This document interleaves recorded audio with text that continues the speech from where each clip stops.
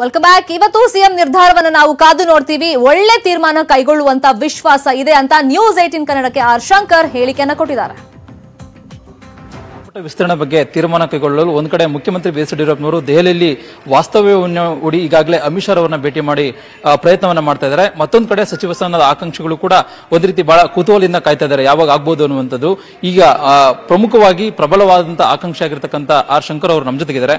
Sir, ಎಲ್ಲೋ ಒಂದ್ ಕಡೆ ಬಹಳ ಖುಷಿ ಅಂತಿದ್ರಿ. ಇವತ್ತು ಮುಖ್ಯಮಂತ್ರಿ ಬಿ ಎಸ್ ಯಡಿಯೂರಪ್ಪನವರು ಒಳ್ಳೆ ಸುದ್ದಿ ಕೊಡ್ತಾರೆ ಅನ್ನೋ ವಿಶ್ವಾಸದಲ್ಲಿದ್ದೀರಾ ಅಂತ?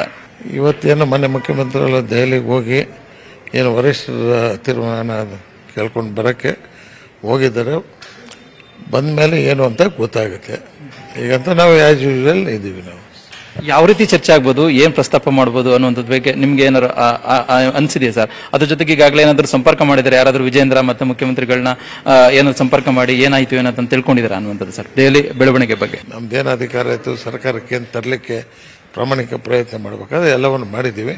ಅಷ್ಟೇ ಸಹಕಾರವನ್ನು ಕೊಟ್ಟಿದ್ದೀವಿ.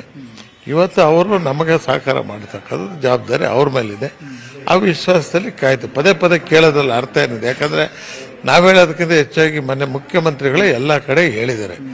ಇಲ್ಲ, ನಮ್ಮನ್ನು ಸರ್ಕಾರದಲ್ಲಿ ಕಾರಣದವ್ರನ್ನ ನಾವು ಕೈ ಬಿಡಲ್ಲ ಅಂತ ಮಾತನ್ನು ಹೇಳಿದ ಮೇಲೆ ಪದೇ ಪದೇ ಕೇಳೋದು ಏನು ನನಗಂತೂ ಅದು ಸರಿಯಲ್ಲ ಅಂತ ಕಾಣ್ತಾ ಇದೆ. ಹಾಗಾಗಿ ನಾನು ಎಲ್ಲ ಒಂದು ಕಡೆ ಅವ್ರು ಮಾಡ್ತಾರೆ ಅಂತಕ್ಕಂಥ ವಿಶ್ವಾಸದಲ್ಲಿ ನಾನು ಇದ್ದೀನಿ. ಮುಖ್ಯಮಂತ್ರಿಗೆ ಹೇಳಿದ್ದಾರೆ ಮಾಡ್ತೀನಿ ಅನ್ನುವಂಥದ್ದು.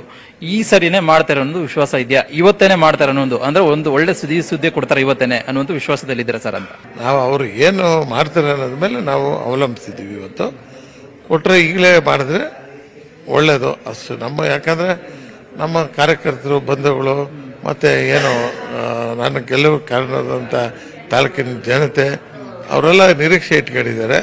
ಆದಷ್ಟು ಶೀಘ್ರವಾಗಿ. ಆದರೆ ಎಲ್ಲ ಒಂದು ಕಡೆ ಇವತ್ತು ಅಧಿಕಾರ ಇಲ್ಲದೆ ನಾವು ಇರೋದ್ರಿಂದ ಬೇಗ ಅಧಿಕಾರ ಕೊಟ್ಟರೆ ನಾವು ಕೆಲಸ ಮಾಡಲಿಕ್ಕೆ ಸಹಕಾರಿಯಾಗುತ್ತೆ ಅಷ್ಟೇ.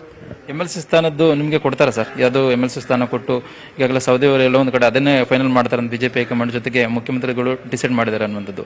ಆ ಸ್ಥಾನ ನಿಮ್ಗೆ ಸಿಗುತ್ತೆ ಅನ್ನುವಂಥ ವಿಶ್ವಾಸದಲ್ಲಿದ್ದೀರಾ ಅಂತ? ಅದ್ರ ಜೊತೆಗೆ ಇನ್ನು ಕೇವಲ 5-6 ದಿನದಲ್ಲಿ ನಾಮಿನೇಷನ್ ಹಾಕೋದ್ರಿಂದ ಅವ್ರು ಯಾರಿಗೆ ಹೇಳ್ತಾರೋ ಅವ್ರು ಮಾಡಬೇಕಾಗತ್ತೆ.